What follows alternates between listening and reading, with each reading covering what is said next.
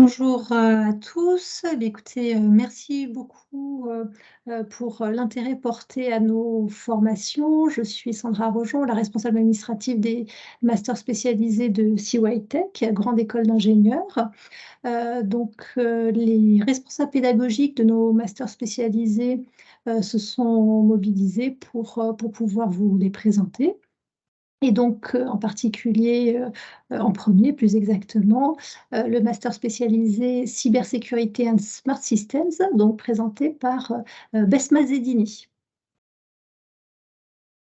On va juste préciser avant pour le webinaire design.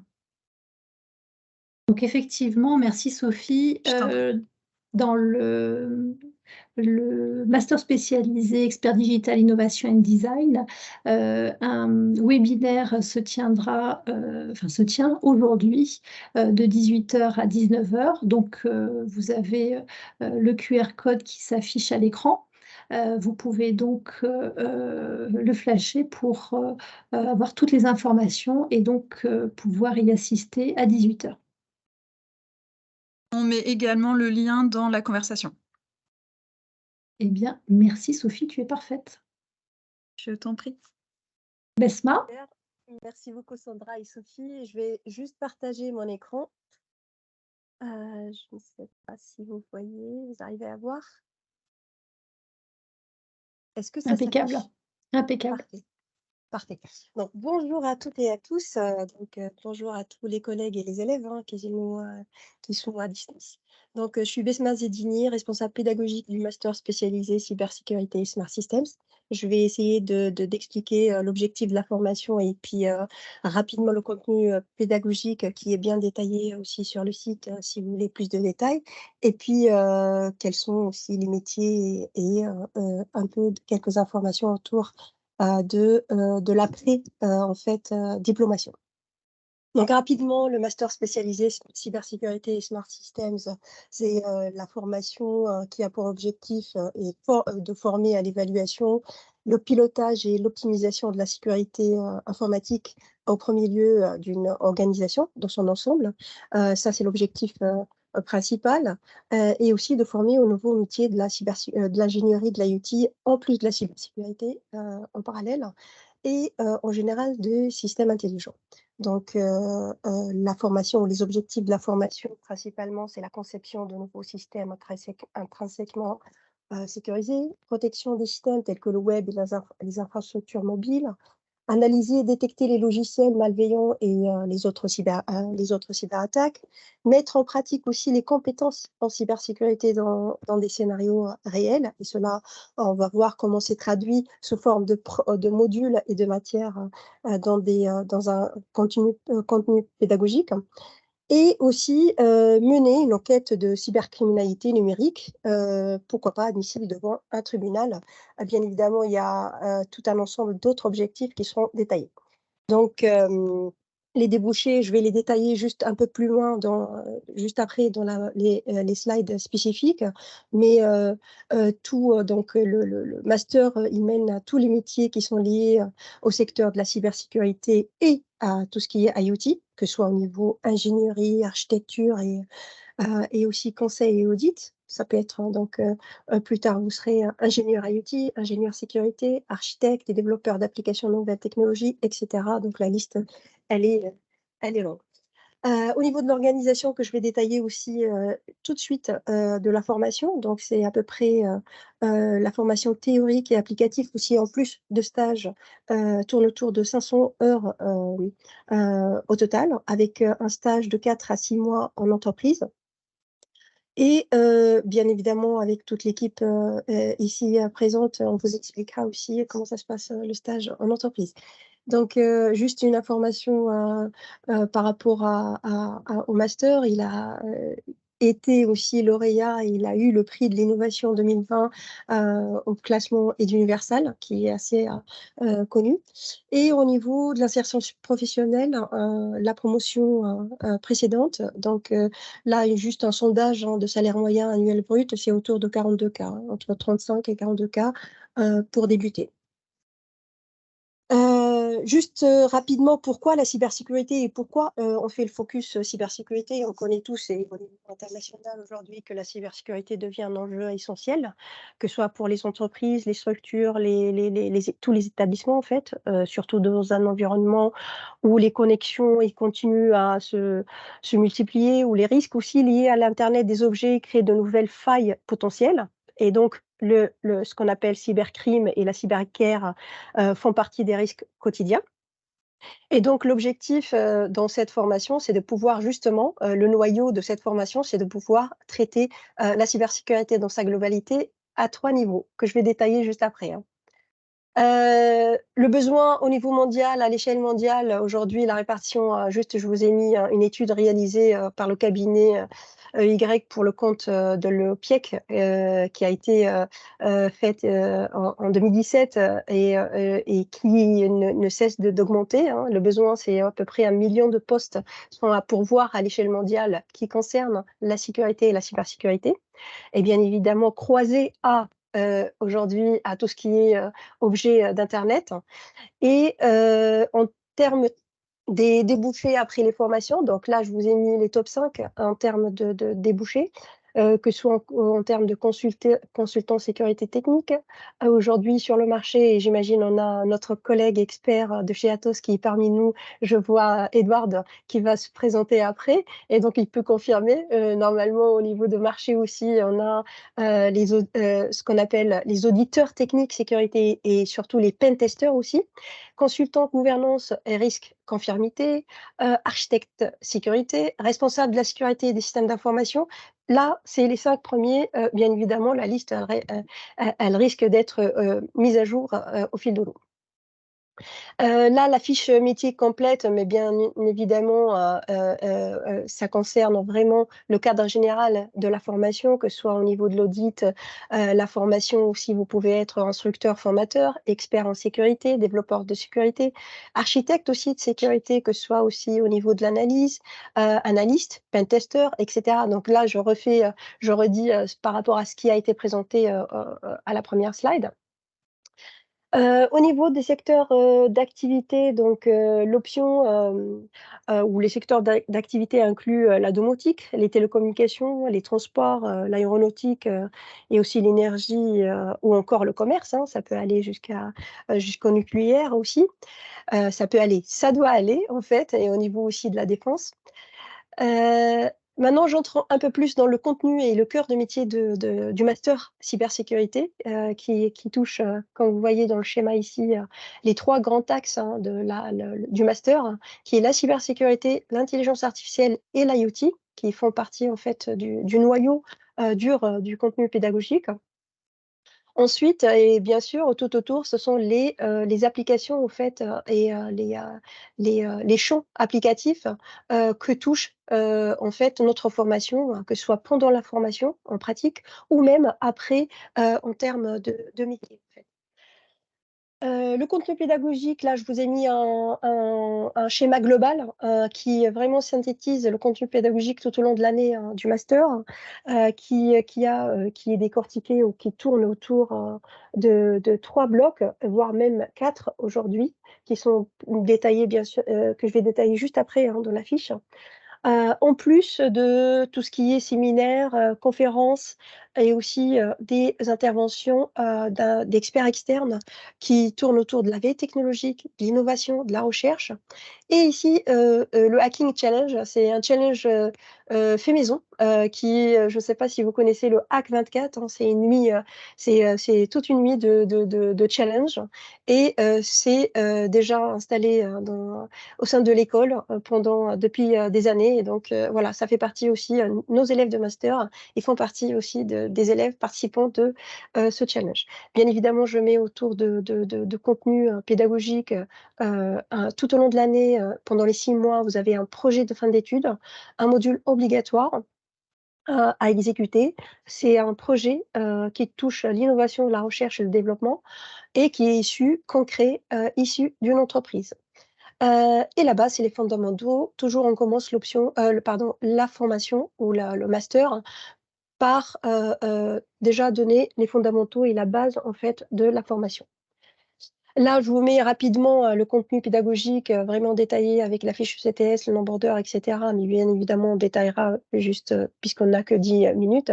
Mais c'est ce qui tourne autour des blocs qui ont été détaillés, que ce soit la partie, tout ce qui est smart, qui en partant des data, le traitement des données et le processing et les données. Et donc, vous avez le module IA, le module cloud et IoT.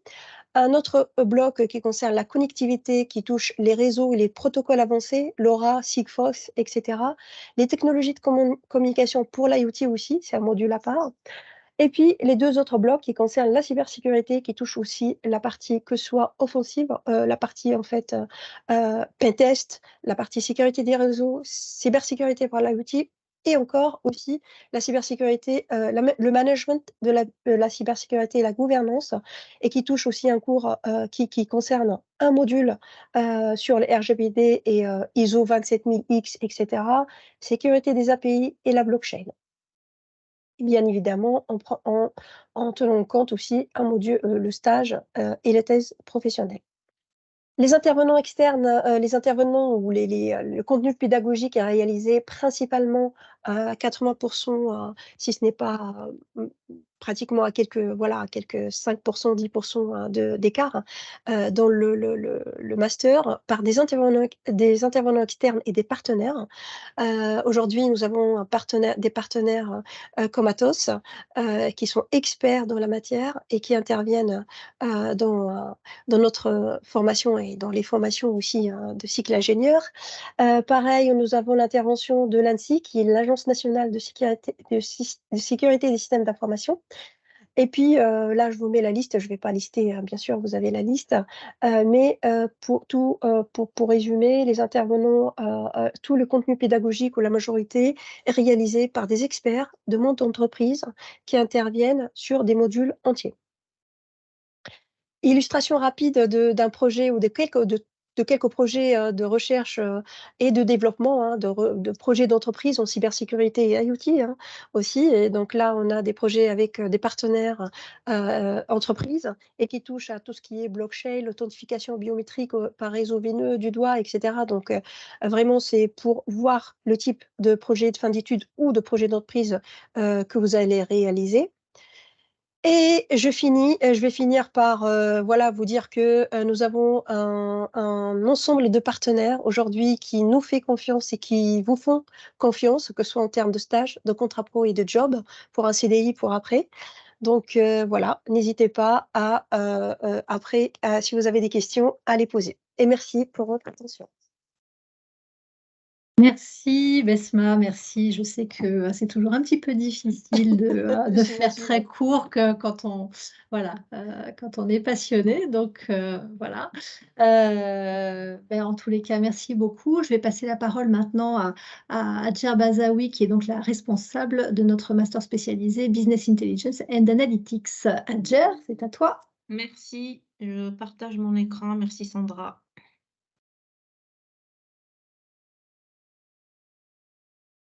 Alors, c'est bon, vous voyez mon écran?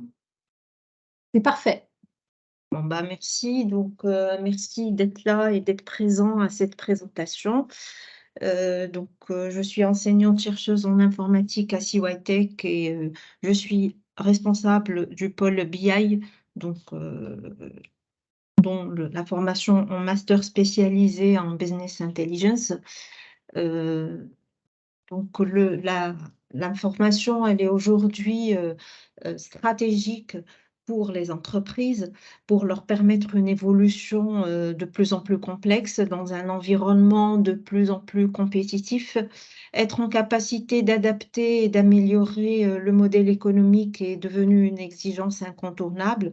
Et ce master spécialisé en BI et Analytics s'insère bien dans ce contexte-là.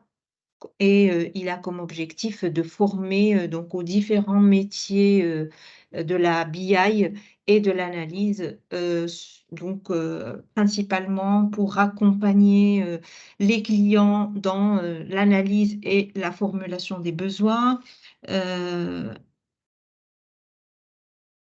l'analyse des besoins. L'idée est aussi de permettre de concevoir et de mettre en œuvre un projet décisionnel et aussi d'analyser l'évolution d'une solution décisionnelle. Donc, comme on le sait tous, on est submergé de data. Donc, la data, la donnée est plus que jamais un enjeu majeur et stratégique pour les entreprises. Au cœur du processus décisionnel, donc la maîtriser et en tirer les bonnes informations et par la suite les bonnes décisions donc permet d'adopter la stratégie qui va avec les besoins de l'entreprise et leurs projets internes et croiser ces données-là, extérieures et aussi intérieures, les plus pertinentes, les agréger et permettre la compréhension de ces données-là permet une prise de décision éclairée, ce qui fait partie des objectifs majeurs de la formation qu'on vous propose ici. Donc, vous comprenez bien que la data est au cœur du processus décisionnel et donc, bien évidemment, au cœur de la formation qu'on propose. Un petit mot sur un peu l'historique de la BI. Donc, la BI, au départ, c'est l'informatique décisionnelle hein, qu'on connaît depuis quelques décennies et qui a évolué pour inclure aussi l'analytics, l'aspect analyse de la data qui est de plus en plus présente. Elle couvre aussi bien la construction des data warehouse, du processus ETL pour extraction, transformation et load, donc et chargement de la data.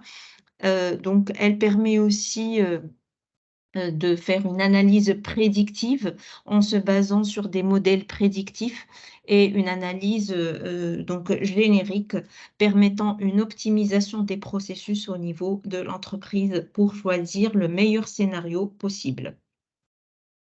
Alors, comment se déroule le programme de l'année? Donc, globalement, il est découpé en briques, donc on voit ici. D'abord, la partie théorique qui permet de maîtriser le processus décisionnel et de montrer comment on peut aller d'un système d'information vers un système d'information d'aide à la décision. Ensuite, donc, on aborde la partie théorique sur les ETL, le reporting, tout ce qui concerne le LAP et la data vise. Et donc, on aborde également un aspect de plus en plus présent quand on parle de data, qui est la big data, la maîtrise de la manipulation, de l'analyse et de l'exploration des données massives. Et donc, la data science dans une brique donc, de base aussi. À cela s'ajoute le projet de fin d'études qui est présent au niveau de cette formation. Alors, pour détailler un peu plus le contenu pédagogique, donc conformément à la fiche CTS que vous trouverez sur notre site, globalement, donc la formation se décline en UE, en unité d'enseignement. D'abord, une unité d'enseignement transversale donc, qui permet de maîtriser le management et la communication. Ensuite, l'UE, donc l'unité d'enseignement théorique de la BI pour aborder et permettre de maîtriser le processus décisionnel, ses enjeux, les démarches et le projet, ainsi que la budgétisation de ce projet.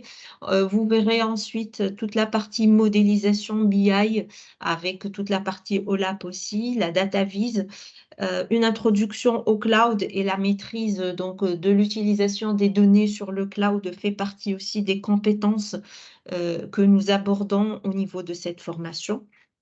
Nous passons donc une fois ces aspects théoriques bien acquis, on passe à la partie outils ETL pour commencer la partie sur les logiciels, notamment Talend, DataStage, Alteryx, MicroStrategy, mais aussi les outils donc, qui sont assez récents sur le marché, comme Google Analytics et SAP Cloud Analytics. Et comme vous pouvez le voir ici, donc la partie BI et Big Data a bien sa place au niveau de cette formation en maîtrisant des aspects de Hadoop, de NoSQL, mais aussi Spark et ses algorithmes. Alors, tout ça est mis en œuvre à travers un projet de fin d'études qui se fait par de petits groupes de 3 à 4 et qui émane d'une problématique vient de l'entreprise. Cette problématique donc est proposée par des entreprises partenaires et sur laquelle les étudiants vont travailler durant des créneaux spécifiques et précisés au niveau des emplois du temps. Et ça permet d'aborder une première problématique, donc vraiment BI, en utilisant toutes les compétences et le bagage acquis au niveau de la formation pour mettre en œuvre et proposer un prototype, un POC à l'entreprise qui propose l'idée. Donc les outils étudiés, pour revenir aux outils, rapidement, donc les principaux, sont là, hein, ceux que vous allez trouver sur le marché après au niveau des stages, au niveau des projets de fin d'études, mais aussi au niveau de la vie professionnelle. C'est le but, hein, de vous préparer à une vie professionnelle, active et qui respecte, donc les nouveaux outils et la nouvelle tendance. Donc, les outils, sont principalement, Alteryx, Tableau, GDocs, Power BI, Alteryx, Google Analytics et bien d'autres.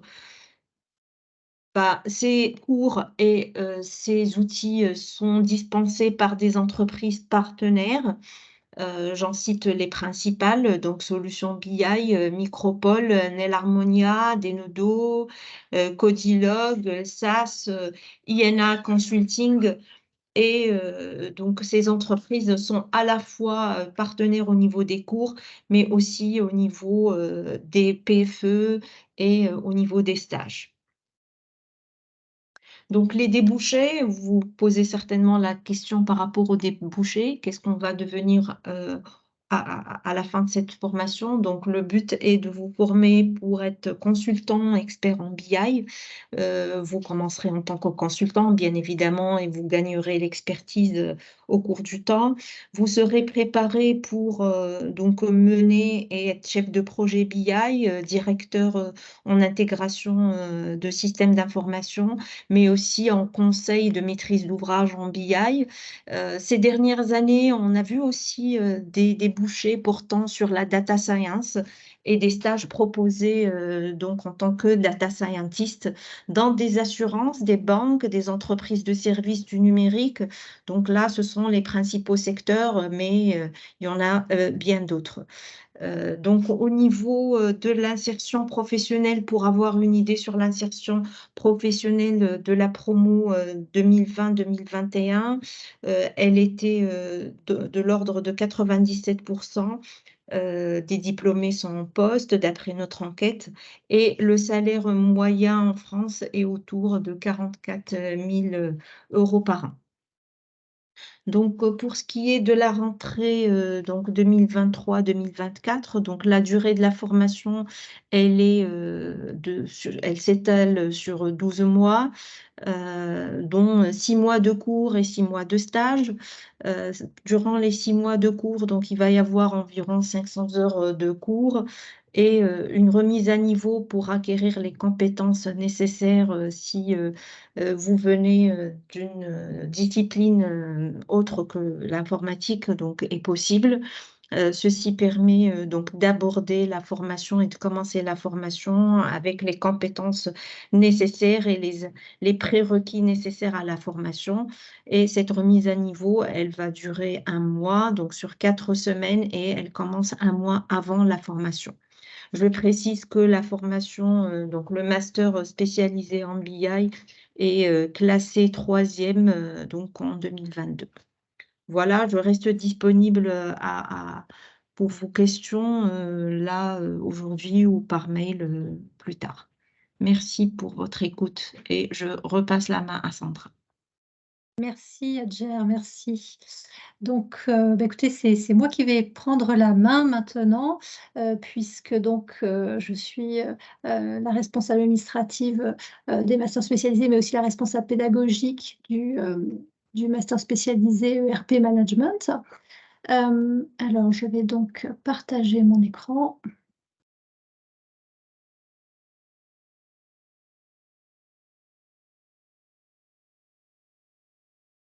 Voilà. Est-ce que vous voyez mon écran? Oui. OK. Alors, donc, le master spécialisé ERP Management, alors, existe depuis 2014 et donc son objectif, c'est de préparer donc, les apprenants à accompagner les entreprises dans leur stratégie de digitalisation. Pardon. Donc l'idée, c'est de les former donc à l'implémentation d'un projet ERP ou la migration donc d'une version d'un ERP vers une autre. Pourquoi? Parce que le digital, c'est devenu un des moteurs de croissance donc des entreprises et à l'inverse, la fragmentation des outils digitaux crée des blocages et complexifie énormément les échanges donc au quotidien. Cette stratégie de digitalisation a été accélérée par la crise sanitaire. Je pense que ça, tout le monde a pu le vivre. Et l'ERP a donc vu l'importance et l'utilité, son importance et son utilité, renforcées. Aujourd'hui, 6 entreprises sur 10, selon une étude faite par Deloitte, envisagent donc d'implémenter un ERP ou en tous les cas de migrer d'une version d'un ERP vers une autre plus performante. Et 2 entrepreneurs sur 3 considèrent que ce sont des outils essentiels pour la bonne gestion de l'entreprise. Effectivement, donc gagner en efficacité, en productivité, c'est la raison d'être de l'ERP. Alors, la formation donc permet aux étudiants donc une large connaissance des différents métiers de l'entreprise et des ERP. On va vous préparer donc sur deux choses qui sont essentielles pour un consultant fonctionnel. On va voir les débouchés après. Le savoir-être et le savoir-faire. Le savoir-être, c'est former les apprenants donc à la posture de consultant, de chef de projet. Et le savoir-faire, le MSERP, donc, qui est réalisé en partenariat avec Atos et SAP, prépare les étudiants à une certification SAP sur l'un des 2 domaines fonctionnels que sont la finance et le contrôle de gestion ou la supply chain management. Dans ce cadre, un projet donc est réalisé. C'est le projet Move to Mars et nous avons avec nous Édouard de Boisson qui est donc notre formateur d'Atos qui va pouvoir nous en dire quelques mots. Oui, avec plaisir. Merci Sandra. Bonjour à toutes et à tous. Donc, chez Atos, nous avons des consultants qui ont entre 30 ans et 1 an d'expérience sur SAP. Et donc, on a choisi de faire une innovation en termes de méthodologie de travail et pour rendre le cas pratique très agréable, c'est donc de projeter, de conquérir la planète Mars.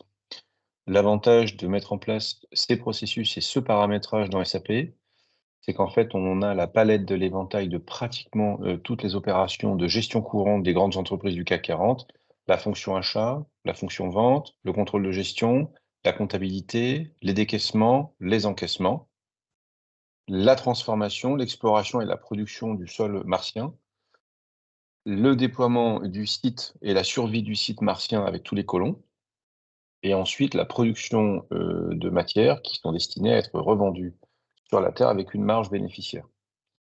Et donc voilà, les étudiants donc du coup démarrent avec l'appropriation en méthode, on fait de la recherche sur internet, ensuite on les oriente pour aller sur des sites spécialisés, ensuite ils récupèrent aussi la documentation des anciens, ensuite nous on leur fournit aussi une documentation sur comment on met en place SAP, plus les cours qu'on leur donne, et à la fin des 2 mois, ils sont capables de mettre en place tout seuls cette solution et ils sont répartis en 5 équipes.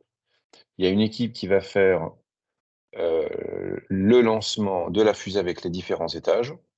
Une deuxième équipe qui va faire l'exploration de la production. La troisième, c'est tout ce qui est survie et déploiement local, déploiement sur la planète. Le quatrième, la transformation des matières premières en produit fini ou semi-fini. Et la 5e, le packaging et l'envoi sur la Terre. Et puis ensuite, c'est soumis à un jury. Voilà, j'en ai terminé, Sandra. Merci beaucoup, Édouard. En tous les cas, voilà, je remercie Édouard d'avoir bien voulu participer à ce webinaire, puisqu'il fait partie intégrante maintenant des formateurs au sein de ce master spécialisé. Et grâce à lui, les cours sont particulièrement appréciés par les étudiants. Merci Édouard. Alors, pour continuer donc sur la présentation, par rapport au découpage du master spécialisé, la formation théorique dure 442 heures, donc effectuée en continu toute la semaine sur une journée complète et donc sur 4 mois. La mission en entreprise, donc ça c'est la période théorique, la formation théorique. Vous avez une période de mise en pratique des connaissances que vous aurez acquises donc, pendant cette formation, et notamment au travers de projets comme le projet Move to Mars. Donc cette mission d'entreprise qui doit durer de 4 à 6 mois, 4 mois minimum, 6 mois maximum, elle peut être réalisée dans le cadre d'un contrat de travail ou d'un stage. Vous avez ensuite donc une thèse professionnelle qui fait la synthèse de ces 2 premières parties, entre donc la partie théorique puis la mise en pratique dans le cadre de cette mission d'entreprise. Les débouchés donc, de la formation, c'est donc effectivement key user, consultant fonctionnel, chef de projet. Alors, les entreprises partenaires de notre formation, vous avez donc beaucoup d'entreprises de services numériques. Alors, Atos, voilà, vous l'avez vu, Capgemini, Inetum, Sopra, Viséo. Et vous avez aussi donc les éditeurs comme SAP, Accelor ou Microsoft. Et vous avez aussi des entreprises, donc ce qu'on appelle les clients finaux. Vous avez Air France, vous avez Vinci, vous avez Danone. Donc, de toute façon, l'essentiel des entreprises qui sont aujourd'hui au CAC 40 utilisent donc SAP et donc sont particulièrement intéressés par notre formation. Puisque selon une étude donc, réalisée par SAP, il va y avoir besoin donc, de 3000 consultants fonctionnels SAP sur les 3 prochaines années. Quand on dit les 3 prochaines années, en réalité, c'est la projection et finalement sur plus longtemps que cela, puisqu'il faut assurer le renouvellement. Donc, autant dire qu'il y a des débouchés. Le marché donc, de l'ERP prévu en 2025 est de 57 milliards de dollars, en sachant qu'il était donc de 41 milliards en 2020. Comme je le disais au départ de ma présentation, 6 entreprises françaises sur 10 envisagent donc soit d'implémenter une solution ERP, soit donc d'améliorer leur système existant. Et donc, un dernier chiffre, 100% de nos étudiants qui, sur la dernière promo, ont obtenu un stage et donc une insertion professionnelle qui, compte tenu du marché, est vraiment très importante. Voilà pour moi. Je vais passer donc la parole à Gilles Barachino qui va vous parler donc du master spécialisé QSE. Je vais partager mon écran, Sandra.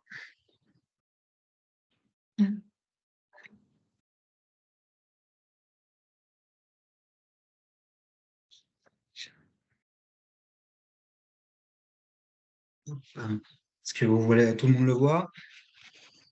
Impeccable. Super.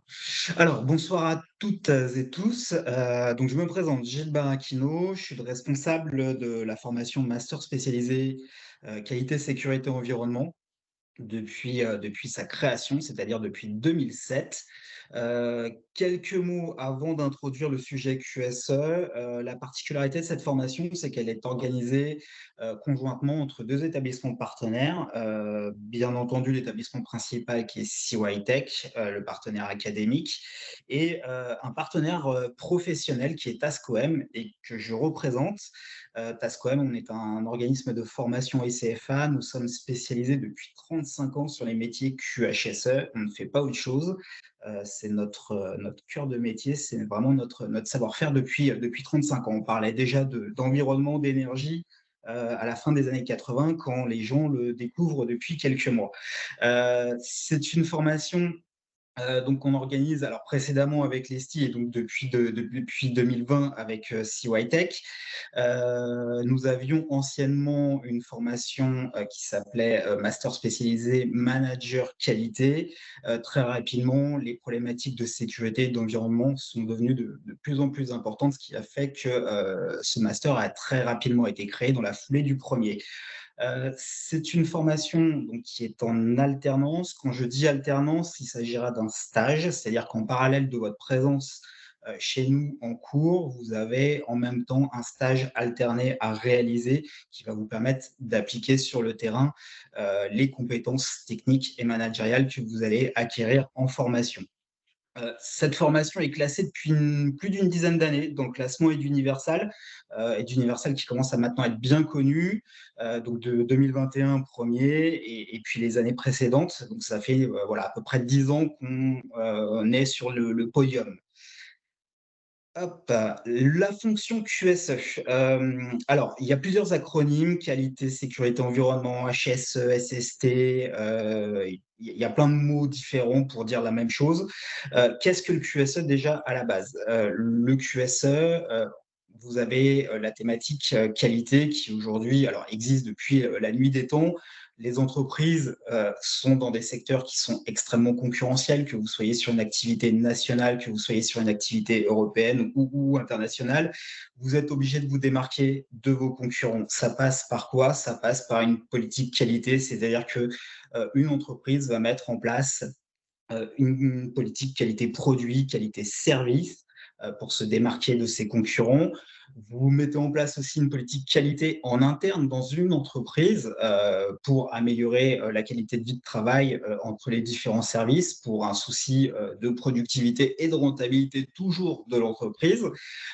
Et puis, la qualité est aujourd'hui de plus en plus demandée.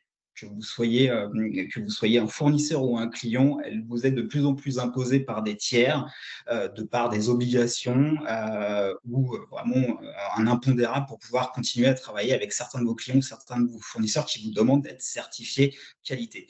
La sécurité, c'est pareil, ça fait très longtemps que ça existe, la sécurité au travail, la protection des biens, la protection des personnes, mais c'est beaucoup plus large que ça aussi. Il y a de la sécurité de l'information, comment est-ce qu'on protège ces données. Donc tout ça, c'est extrêmement très important. C'est très important et donc on va vous former sur toutes ces compétences qui vous permettent de mettre en place une politique sécurité en entreprise, que vous soyez dans le tertiaire ou dans l'industrie. La thématique environnementale, ce que je disais tout à l'heure, on a l'impression que les gens découvrent les problématiques environnementales ou les problématiques énergétiques. Ça fait très longtemps que ça existe. Au travers de cette formation, on vous forme bien sûr sur la mise en place de certifications environnementales. Peut-être que vous connaissez, 14001, mais pas que. On vous forme sur les thématiques énergétiques avec l'ISO 50001, comment est-ce qu'on met en place une politique énergétique en entreprise. Donc voilà, le métier de manager QSE, responsable QSE, HSE, on l'appelle un petit peu comme on veut. Vous allez être le pilote du déploiement de cette politique au sein d'une entreprise. C'est-à-dire qu'on va vous apprendre à construire votre politique au travers d'outils, de méthodes, de process. Vous allez déployer ça dans vos entreprises respectives au travers de vos stages. On va vous donner exactement les armes nécessaires pour après œuvrer plus tard, à court, moyen terme, à l'issue de la formation, sur des fonctions de pilote QSE.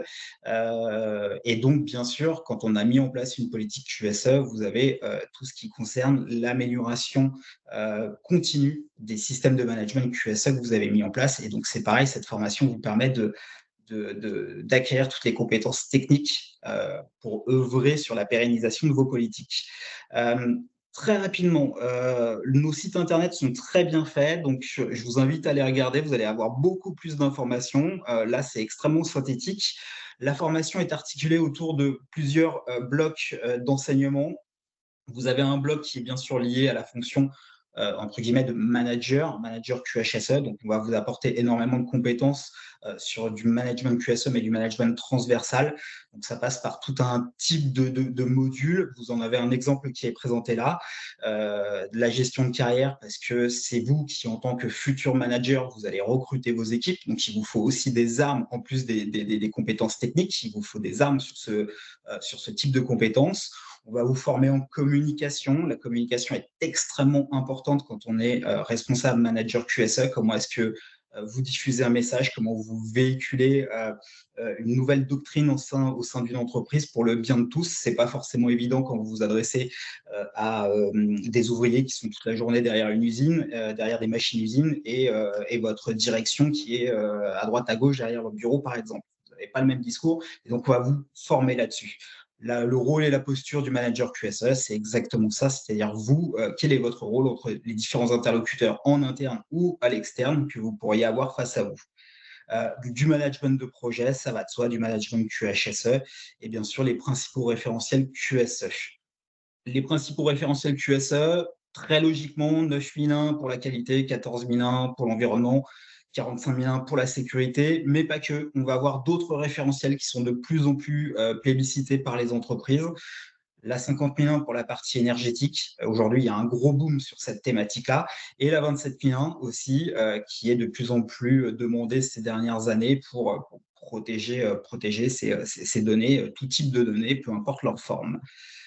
Vous avez un bloc de formation, bien sûr, qui portera sur l'environnement, donc bien sûr la gestion des déchets, l'analyse de cycle de vie, le développement durable, les politiques de RSE, RSO. On en parle de plus en plus en ce moment, c'est de plus en plus mise en place au sein des entreprises.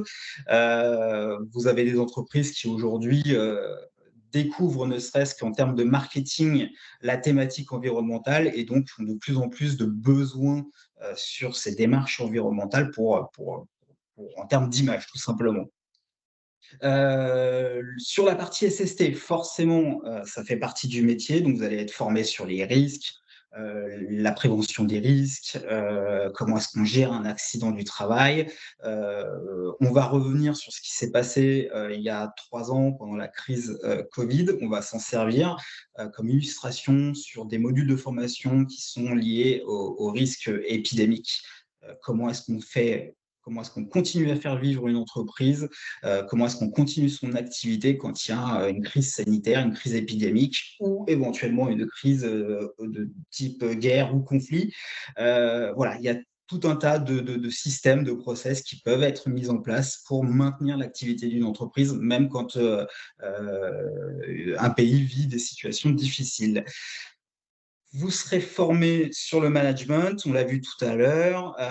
Donc là, c'est toute la partie transversale, bien sûr les techniques d'audit, c'est-à-dire qu'une fois que vous avez les compétences techniques, que vous avez mis en place votre politique, vous allez devoir viser une certification, c'est quand même le but d'une politique QSE.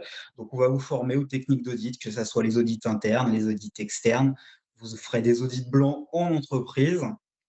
On vous formera sur tous les outils d'amélioration continue qui puissent exister, comme le Green Belt, le Black Belt, le Yellow Belt. Voilà, là, vous avez un petit échantillon. C'est pour ça que je vous invite à bien visiter nos sites internet pour avoir le complément. Des modules optionnels qui vous seront proposés en fonction des intérêts de chacun, en fonction de vos souhaits de carrière et des secteurs d'activité que vous visez. On pourra cibler l'aéronautique, le médical, l'ergonomie. Voilà, on essaye chaque année de proposer des options qui sont liées en fait au marché de l'emploi sur des secteurs où il y a une forte employabilité. On va essayer de vous proposer des options qui sont directement liées à ce type d'offre. Quelques chiffres, puisque tout le monde aime bien les chiffres en ce moment. Effectivement, la fonction QSE aujourd'hui est essentiellement exercée dans le milieu privé. Alors, aussi bien l'industrie que le tertiaire. L'industrie est encore fortement représentée, peut-être de l'ordre de 70%, mais le tertiaire commence à avoir de plus en plus de problématiques, bien sûr des problématiques qualité depuis la nuit des temps, des restrictions en termes de sécurité, puisqu'ils doivent assurer la sécurité de leurs salariés et de leurs biens. Et comme je vous le disais tout à l'heure, de plus en plus de problématiques environnementales en termes d'image concernent aujourd'hui le tertiaire. Ne vous méprenez pas, ce ne sont pas des fonctions qui sont uniquement accessibles dans des grands groupes, dans des grosses structures. Aujourd'hui, les thématiques QSE concernent tout type d'entreprise, que vous soyez dans la grosse multinationale totale ou que vous soyez dans la petite TPE familiale au coin de la rue. Tout le monde aujourd'hui a des problématiques d'ordre QSE et donc vous avez aujourd'hui des fonctions qui sont dédiées à ça dans tout type d'entreprise, peu importe sa taille, peu importe son secteur d'activité. On va travailler aussi bien avec l'agroalimentaire, l'aéronautique, le milieu bancaire, assurance, l'énergie. C'est l'avantage de ces métiers-là, c'est qu'aujourd'hui, ils ne sont pas sectorisés dans un secteur bien défini, c'est qu'aujourd'hui, toute entreprise est concernée par ces problématiques. Votre place au sein de la fonction QSE, c'est très souvent une même personne qui va occuper le rôle de manager QSE. C'est vraiment sur vous que va reposer le déploiement d'une politique QSE. À part dans les très, très grosses structures où vous avez un département qualité, éventuellement un département HSE ou un département sécurité, un département environnemental. Très souvent, le déploiement d'une politique QSE repose sur la même personne. Hop. Au niveau de la formation, toujours, notre but, c'est de former vraiment des managers. On n'est pas là pour former des exécutants. Alors, je ne garantis pas à tout le monde que vous serez directeur, responsable QSE à l'issue de la formation, mais le but de cette formation, c'est de former vraiment des pilotes, que la politique QSE repose sur vos épaules. Donc, on va vraiment vous donner l'ensemble des compétences techniques et managériales pour occuper ce type de fonction à moyen terme. Voilà, j'en ai terminé et je suis à votre disposition pour vos questions éventuelles tout à l'heure. Merci Gilles. On va passer donc à la présentation du master spécialisé analyse stratégique et intelligence économique. Donc, Catherine Aguiliardi, la responsable pédagogique. Merci Catherine. On voit ton écran sans problème. Je te laisse la parole. Eh bien, bonjour à vous, merci d'être là. Donc, ce master spécialisé analyse stratégique et intelligence économique est effectivement, alors je ne sais pas si vous voyez, je vais plutôt lancer le, voilà, oui, ce sera tout à comme fait. ça, voilà. Hop, fermez ça, vous m'entendez toujours? Impeccable. Donc, l'importance pour ce master spécialisé, qui est donc accrédité également par la conférence des grandes écoles, c'est que c'est une pédagogie proactive, hein, avec beaucoup d'exercices d'application, notamment un projet annuel avec des véritables donneurs d'ordre, des entreprises partenaires, afin de, alors, soit aider à une insertion rapide sur le marché du travail si nos étudiants sont en formation avant d'arriver chez nous, soit pour une réorientation de nos étudiants lorsqu'ils sont déjà sur le marché du travail, 100% en emploi, après la remise, parfois avant même la remise du diplôme. Nous sommes numéro 2 au classement Aide Universal pour ce master, qui existe depuis maintenant plus de 20 ans. Vous voyez ici les commentaires de notre dernière promotion qui a donc passé sa thèse professionnelle en décembre dernier, qui souligne la qualité de nos intervenants, qui sont des gens du monde de l'entreprise, qui sont des gens qui travaillent sur les différents aspects de ce qu'est l'intelligence économique et l'analyse stratégique, avec la possibilité donc de connaître aussi cette discipline qui n'est pas encore très connue en France, alors que dans un contexte de mondialisation, c'est vraiment important et c'est un secteur que, et dans le service public et dans les industries, notamment parapubliques, ou en tout cas les grandes industries, notamment de l'armement et de la défense, qui est développé, mais également aujourd'hui dans les TPE et les PME, cette façon donc de protéger un patrimoine, mais aussi de se renseigner sur la concurrence afin de mieux se placer sur un marché. Alors, nous avons donc un réseau dynamique de partenaires. Vous en voyez quelques-uns ici. Nous Nous avons travaillé avec le ministère de l'économie, des finances et de la relance, Affinis, qui est un cabinet de conseil. Nous travaillons également avec des entreprises qui proposent des outils comme SynDup et GeoTrend, qui sont des outils de veille, d'analyse de données, puisque nous brassons, si je peux dire, des données extrêmement nombreuses et importantes. Et aujourd'hui, les outils informatiques, bien sûr, aident ce qui est vieux comme le monde, c'est-à-dire le fait de travailler, de se renseigner, de rechercher de l'information. Ces outils information nous permettent d'aller plus loin. Nous travaillons également avec la Gendarmerie nationale sur différents aspects. Ariane Group, avec lequel nous avons un partenariat annuel et nous recevons également de l'aide auprès de nos étudiants qui participent à des projets avec eux. Alors, on essaye de se déplacer dans des salons, travailler sur l'intelligence économique, je vais y venir plus en détail, mais c'est aussi travailler sur l'influence. Comment est-ce qu'on travaille dans un salon pour le renseignement humain? Vous avez le renseignement, bien sûr, sur Internet, le ZINT, mais également le renseignement humain qu'on appelle le ROHUM, qui sont deux grandes disciplines de l'intelligence économique. Nous travaillons également, bien entendu, et développons de plus en plus sur la cybersécurité. Nous sommes à CY et ce serait dommage aussi de s'en passer. Alors, qu'est-ce que c'est l'intelligence économique? C'est la capacité donc des entreprises et des collectivités à repérer l'information et d'où vient l'information. Donc, ces sources qui sont destinées à produire et à diffuser finalement de l'information pour le développement de l'organisation. C'est créer, profiter des opportunités stratégiques. Donc, vous travaillez en intelligence économique avec la direction et avec la politique, donc sur la politique stratégique de l'entreprise pour anticiper, déjouer les attaques concurrentielles, voire organiser l'offensive ou la contre-attaque quand il le s'agit. Globalement, c'est influer sur son environnement. Donc, on parle d'influence beaucoup ici, que ce soit par la psychologie, que ce soit par les études qui sont faites, le lobbying, etc. Donc, c'est aussi, surtout, sécuriser, préserver un patrimoine qui soit intellectuel, technologique, scientifique, de l'entreprise, de la collectivité à tous les niveaux, puisque nous travaillons beaucoup sur l'intelligence économique aussi au niveau régional, au niveau territorial. Et enfin, bâtir une stratégie offensive, réactive, menée par des hommes et des femmes qui sont experts dans leur domaine, qui également développent des compétences multiples. Ce sont nos étudiants avec un esprit d'initiative, une capacité à évoluer dans des milieux extrêmement différents, notamment lorsqu'on travaille pour des cabinets de conseil. Nous avons donc 400 heures de cours, c'est une formation en alternance. Les étudiants sont donc en entreprise 3 jours par semaine et 2 jours chez nous. Ça dure 11 mois, puisque ça finit par la présentation donc d'une thèse professionnelle en lien souvent avec l'entreprise. Le programme, rapidement, donc on étudie, vous voyez, vous avez 5 comment dire, grands thèmes. D'abord, étudier l'environnement stratégique de l'entreprise. On va aussi loin, j'allais dire, que la géopolitique, que la géostratégie avec les grands équilibres ou déséquilibres de ce monde. On parle au niveau de l'entreprise, on parle de ce qu'est l'intelligence au niveau local comme au niveau national et mondial. Donc, intelligence, c'est un mot anglais qui veut dire renseignement.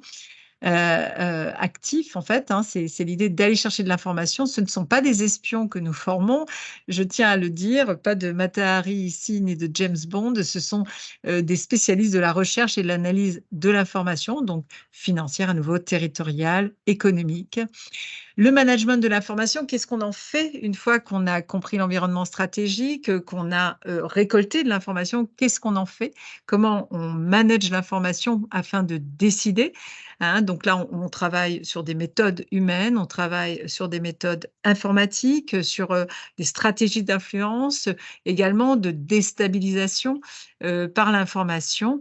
Enfin, c'est de l'ingénierie sociale, c'est-à-dire comment en approchant l'humain, on va aussi chercher de l'information.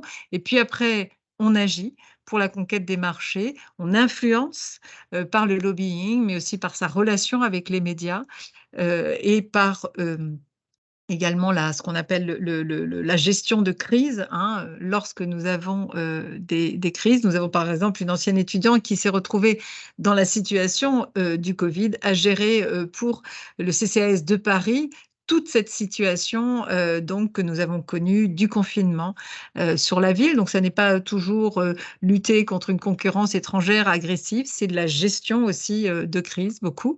Et puis, donc, tout ce qui peut être la contre-intelligence et la gestion de crise, je viens de l'aborder, mais c'est également beaucoup de droit. Nous faisons du droit parce que c'est aussi les aspects juridiques de l'IE sont fondamentaux, hein, de la compliance, la due diligence. Comment est-ce qu'on travaille comme ça avec le droit pour frayer son chemin dans un univers qui est agressif, certes, au niveau économique, mais qui peut être aussi assez, comment dire, écorner l'image d'une entreprise, hein, et c'est très important.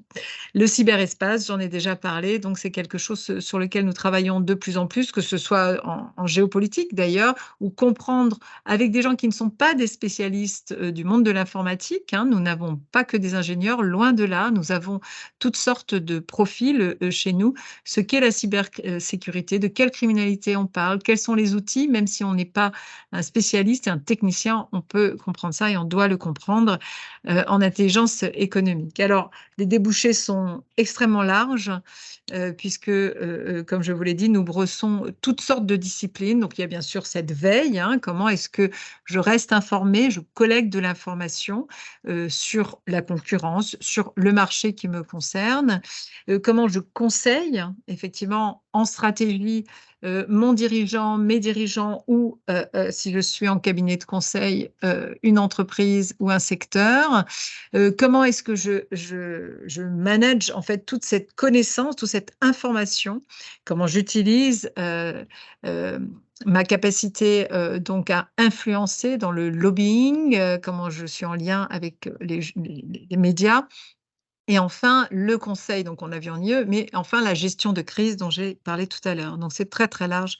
Et comme je répète, 100% de nos étudiants sont aujourd'hui en emploi. Nous avons un réseau d'alumni assez solidaire, avec des alumni par année, en fait, extrêmement solidaires. Souvent, ces étudiants restent en lien dans un marché qui est assez petit pour l'instant en France, et donc ils se connaissent tous. Il y a beaucoup d'aides et de contacts qui sont établis à travers le master et ses anciens élèves. Voilà, j'ai été un petit peu vite, je m'en excuse. Je suis donc Catherine Guiliardi, vous avez là mon mail. Je ne pourrai pas être là pour les questions que vous pourriez poser, mais par contre, je répondrai avec plaisir sur mon mail, voire par un appel au numéro de téléphone que je vous transmettrai par mail. Je vous remercie de m'avoir écouté.